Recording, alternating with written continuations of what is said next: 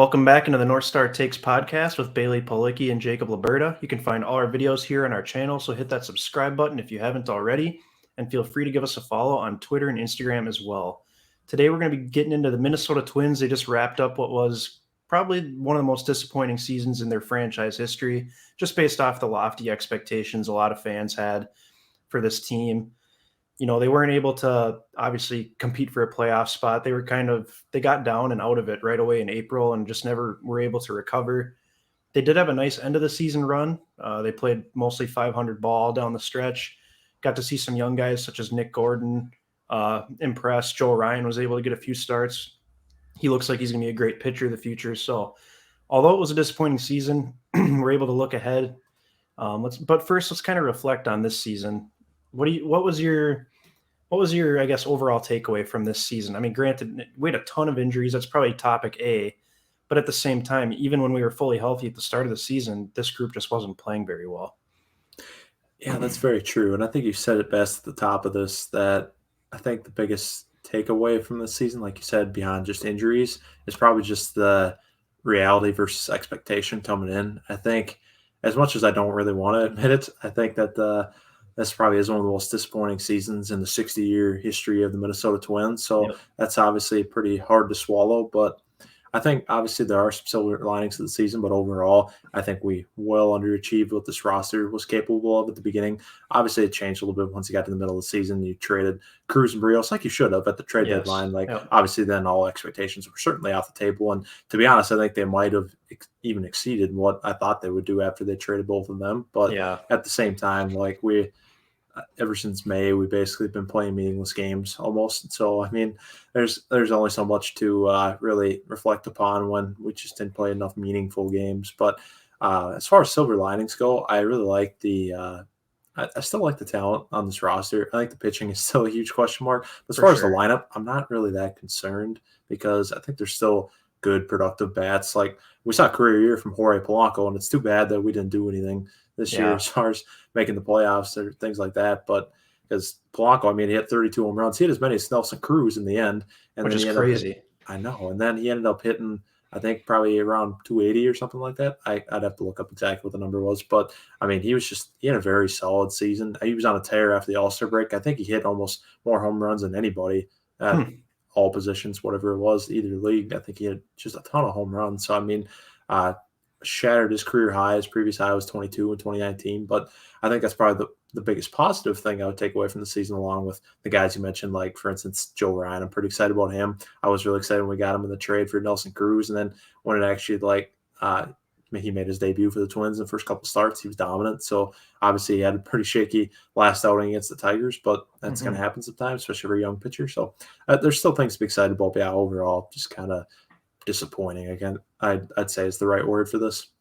Yeah, I think the main thing that sticks out to me is just how many whiffs the front office had with their moves in free agency. That's true. We struck out on almost every single one of them. Pretty much every single one, which is honestly, you could chalk that up to bad luck. Like you can't hit on a single one, but at the same time, Nelson it's like Cruz. And Cruz is obviously great, and it's too bad we did have to trade him, but it was the smart thing to do.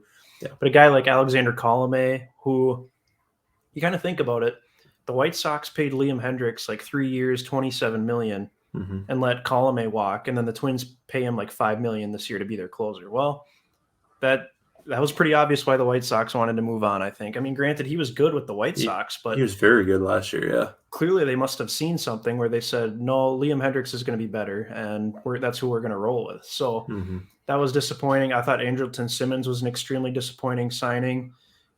He was supposed to be like the best fielding shortstop in baseball, and he made several errors this year, which was kind of out of character. Yeah. Didn't bring a lot to the plate. He, was widely known as not being vaccinated, and then ended up getting COVID and spreading it around the clubhouse at the beginning of the season. So I think that was kind of a bad start to the season right there. Then things kind of escalated from there. But just the fact that they weren't able to hit on any of these off-season signings was kind of a bummer. But, I mean, it's going to be a new year now. Hopefully they're able to adjust and learn from their mistakes, and hopefully they can, learn and make sure that doesn't happen again and get some – because they're going to have to sign a lot of pitching this upcoming season, which we're going to get into. Where do they go from here? But because they're going to have to sign a lot of starters. Barrios is gone. Kenta Maeda is probably going to be out the entire year. Michael Pineda is a free agent. We traded J.A. Happ. So, the whole pitching rotation is basically turned over. For the ones you probably have in there for sure right now are Joe Ryan and Bailey Ober. Mm-hmm. I'd be willing to bet they bring back Michael Pineda, but the starting rotation is definitely going to be an issue that they're going to have to address this offseason. Yes, for sure. And last thing I'll add on our last topic of conversation is that a season like that can't happen again for Rocco at any point in his tenure. He's probably gone. So I think that was probably his one mulligan of a year, and I think he deserved it just because obviously won the division the first 2 years he was here and had great records in both of those seasons. So I think he definitely deserved a break here, but I don't think this can happen again. So if this was the Yankees, I think the front office and coach would be fired. Yeah, I think they would be too, but I just feel like there's different expectations there with the Yankees, and obviously I would love to raise our expectations, but at the same time, there's only so much a manager can do that I don't think I can pin everything that went wrong this year in Rocco, make him the scapegoat or something. But I think I do agree, though. Yeah, different circumstances. Yeah, maybe he's already fired, but I think with the Twins, he gets a mulligan, and I think rightfully so, in my opinion. But that can be a debate for another time. But as far as going forward here, getting into maybe a better outlook in this offseason, what we can do. As you said, I think the biggest thing is probably the starting rotation. There's a lot of unknowns there. I think Bailey Ober and Joe Ryan, I would confidently say, assuming barring injury, with this team, you never know, but barring injury, they should be mainstays in the rotation next year right from the get-go. But, yeah, we still got to fill 3 more spots. And like you said, I think there's a good chance we bring back Michael Pineda just because I think that's probably part of the reason why they didn't trade him at the deadline. Like, they probably could have got at least something for him, but they didn't. They held on to him, and they wanted to keep him around because he likes it here. He's come to the press and said that too. So I could definitely see a reunion there. But then you're still too short, and I don't think they're going to have too many rookies right from the jump in a starting rotation. So I could definitely see us bringing back Pineda, and then probably adding at least another couple arms starting pitchers, whether they're noteworthy or not remains to be seen. If they're going to be high buck or if they're going to be pretty low dollar signings along the likes of Jay Happ or Matt Shoemaker, something like that, but obviously not bargain them. bin. Yeah. Just some value signings that they think they can get high return on. But I think there's definitely going to be some starting pitching signings, potentially even a trade. You never know. I did like that Derek Falvey came out to the press and was like, hey, we're not trying to make moves to win 5 years from now. We're trying to make moves to win next year. And I thought that was pretty maybe that could be telling of what's going to happen this offseason. I think that's good news for all the Buxton fans in Twins territory. Yes, I think for sure. I feel like you wouldn't say that if you're not going to keep Buxton around, because I think Buxton's integral to this team's success. Whenever he plays, obviously, it makes a huge difference, and you can tell on the record when he does and doesn't play what this team is. So I think that's good because obviously the only way we trade Buxton is probably for prospects. But again, those would be those guys he basically said, we don't want to trade to make moves to help us 5 years from now. So I think Buxton should be around. We got to extend him. I think that's got to be one of the biggest points of this offseason to make too. But I don't know how you feel about that. I think you're pretty pro Buxton yourself, but I am. Yeah. It's frustrating seeing him being injured all the time, especially since it's baseball. But he's such a special player that if you let him walk, you're just going to instantly regret it. I mean, if you can hit gold and he stays healthy for an entire season, he's got the potential to be the MVP of the league without a doubt. He'll be a Gold Glove winner for sure. He's going to put up crazy good offensive numbers. He can finally really hit now like that, and that's been great to see over the last couple of years. For sure. So I'd be willing to do whatever it takes, especially when you have Barrios off your books now. You're not going to have to give him a contract. There's no excuse to not sign Byron Buxton. And if he ends up playing 80 to 100 games every year, you're just going to have to live with it. And you're going to have a contingency plan to have 4 solid outfielders every single year. So you can have a guy fill in for Buxton in his spot. And that could potentially even be like a Max Kepler moving to more of a, not necessarily a utility role, but with the way he's been hitting, it would almost make sense for him to be the 4th outfielder, depending who you want out there. Larnach probably for sure, and then possibly Kirilloff if you're not going to have him at first next year. So that's the thing. It's kind of a domino effect. There's a lot of potential there as far as where we could basically plop guys in at these positions. I think obviously Rocco likes to move everybody around quite a bit, and if you're not going to get Buxton for a whole season, you never know what you want to. I guess you you want to have a plan in place for as much as we know about Buxton and his Mhm. injury history. Like you said, it's good to have outfielders that you could trust. And personally, I don't want J.K. back on this team. I'd No, rather have a no. different option there. I think, like you said, I think Larnach should be the starting left fielder. I think that Kepler will probably still be the starting right fielder next year, but I feel like if he I has would another guess so too. struggling season at the plate, I feel like that could change. But then I also think that maybe they're getting ready for it already this season when basically you can do whatever you want, and they started playing Nick Gordon out in center. Maybe Nick Gordon's an Right. option where they could have him fill in because he had a very strong end of the season. I think he's going to be one of, if not the, our yeah, I guess one of the utility players we have come off the Right. bench next year. So I think he also provides some value there. I think he can play a little bit of center field, especially the more and more he plays out there, the better he's going to get. But I think that's always an option. And then another one, like you mentioned with Kirilloff, maybe he could play outfield because Mhm. it just depends what you want to do with Sano. Because Exactly. if you want to keep Sano around, then maybe you move Kirilloff out of the outfield. But it just depends. Do you want to get Sano every day at bats or not? Do you really take him for his word and know that or think he's going to put all his effort into getting better this offseason and I don't trust it. gonna come back and do him next spring? But I don't know. But for what it's worth, I know he only hit like 220 this year, but he also he hit over 30 home runs, which Right. and in a quote unquote I would say bad season. So I mean, if he has a good season, what's he going to give you? Right. And that's kind of going to be the most interesting part of this offseason is they have so many players to decide on. Donaldson Buxton, too. obviously. Sano's a big one. Do you want to keep him around? I think he's still got 1 year left on his deal. Mm-hmm. Josh Donaldson, who's got a couple years left on his big contract. Could Mm-hmm. you find someone to trade for him, or are you kind of stuck with him at third? And then it's like you're probably moving on from Andrelton Simmons. So Oh yeah, what's the plan at shortstop? You Austin know, Martin. Royce Lewis isn't going to be ready. Like, would Austin Martin be ready? He was in Double A. He was, but Um, his OBP was very good down there, so I could see him being probably not an opening day roster kind of guy, but I feel like he could be up in short order next year, come April or May or something like that, if he continues to get on base like he does down in the minors. right. And so at that point, it's like, well, if you need a temporary plan at short, do you move Polanco back over there and then have Arias be the everyday second baseman? Like, there's so many different ways they can go here. Because if Arias isn't starting at second base, he's going to be the utility guy. Same with Nick Gordon. Mm-hmm. It'll be like having Marwin Gonzalez and Ari Adrianza from a couple of years ago. Yeah.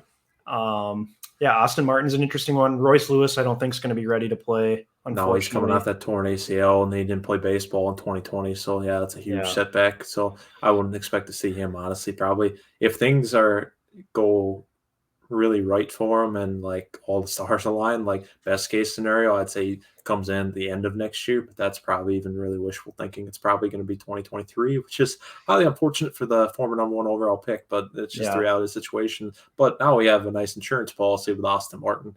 And I think that was huge. Pick him up at the trade deadline last year because that guy's a top 20 prospect, top 30 yes. prospect in all baseball. So that's definitely nice to have in your back pocket. But And what's key about both Martin and Royce Lewis is they've both played center field as well in their minor league careers. So that's something to keep in mind too. Insurance policies for Buxton. Those two are kind of insurance policies for each other. Mm-hmm. And then there's Jose Miranda, who is tearing it up at AAA this year. I can't believe he didn't come up. I can't believe that either. And I don't No. know what the reasoning for that would be to not bring him up in September. Maybe it was because Yeah. Donaldson was playing so well. I don't know. But he's going to need a spot to play too. Yeah. And it's not going to, if Donaldson's still here, it's not going to be third base. I mean, It's the possible. one key thing too is we need a DH. So Yeah. there's so many different moving pieces with the lineup and with how we're going to field guys, Yeah. Hey, Bailey, speaking of that, give me some give the viewers some realistic odds. What percentage chance would you put on it that there's a reunion with Nelson Cruz this offseason? Oof.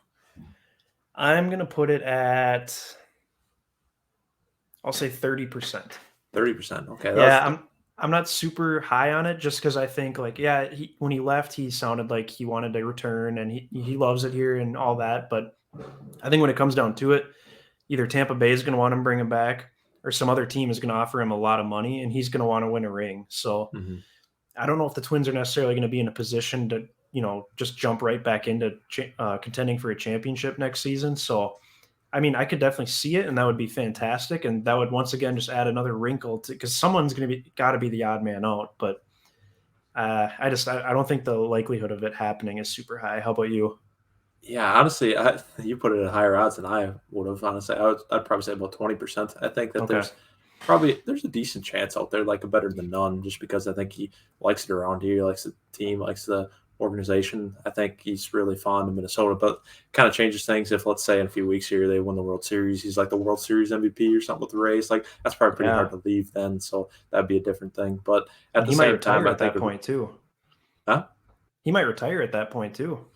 That's true. You could retire on top. Yeah, that's a good point. Actually, I didn't think about that. So yeah, he is getting up there, but at the same time, it's kind of Mhm. a little bit hard to envision. He's still playing at a very high level. I mean, it's kind of ridiculous what he's doing because you just don't see with baseball players over 40. You never see that guys hitting Right. 300, hitting 30 home runs or whatever. It's kind of ridiculous. But that's why it would be great to bring him back. But at the same time, if we don't, like you said, and there's some flexibility there with the DH position, maybe you make Donaldson a full time DH just to keep him from getting hurt. But at the same time, then you're taking a Gold Glove away from third base and probably throwing a questionable glove at that out of third in his Right. place. So I don't know. And another thing to add about Miranda, as we were talking about before, that I read up on, is that he doesn't really have a position in the minors. Like technically, it's third base, but at the same time, they said they kind of move him around because he's not really great anywhere. He's more of a bat. Right. So I mean, it's possible they just kind of force him into shortstop, but it might get Hmm. ugly defensively. But I mean, if he's got the bat and he's hitting like he did this past season, then I'm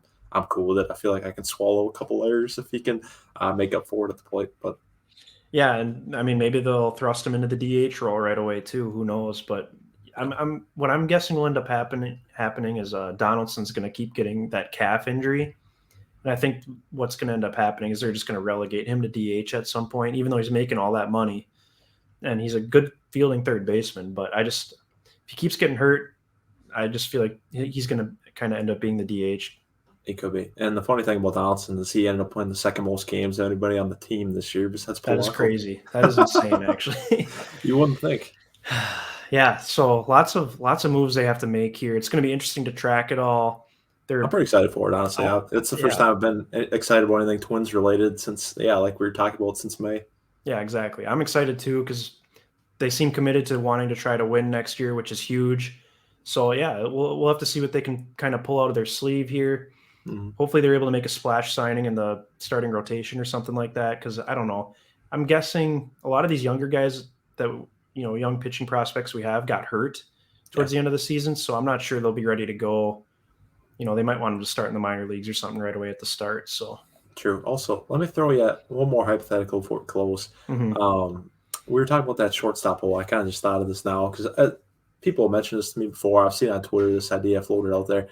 Could you see the Twins maybe like kind of like they did with Simmons, but going in a little bit different route at short again this year, where they kind of signed a bridge shortstop until they feel like they're ready with whether it be Austin Martin or Royce Lewis, and they get a guy like let's say Javi Baez, where this guy you bring him in, he's going to sell tickets. And Yep. then he probably will sign a short-term deal now because there's obviously a lot of shortstops that are going to hit the market this year. And plus, he's Mhm. coming off a down season where he's probably not going to get as much money as he would like. So Right. maybe he signs a one-year deal here as a prove-it deal, and then he can go get paid next offseason. But for now, it fills the gap for the Twins in a year that they're still trying to compete.